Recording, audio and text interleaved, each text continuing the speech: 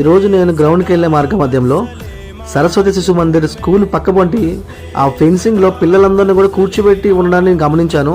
అరే ఏం జరుగుతుంది, ఏం సంగతి అని చెప్పి ఒక్కసారిగా బండి ఆపి నేను వాళ్ళ దగ్గరికి వెళ్ళడం జరిగింది. అక్కడికి వెళ్ళి చూడగానే నాకైతే ఆశ్చర్యం అనిపించింది.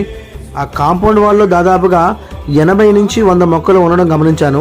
ఆ మొక్కల ముందు ప్రతి పిల్లల్ని కూర్చోబెట్టి ఆ మొక్కల యొక్క వాల్యూని, ఆ మొక్కల విశిష్టతని మొత్తం కూడా ఎక్స్ప్లెయిన్ చేస్తున్నారు. నేను చూసిన కార్పొరేట్ స్కూళ్ళలో అయితే మాత్రం ఇంత శ్రద్ధగా చెప్పినట్టయితే మాత్రం నేను చూడలేదు.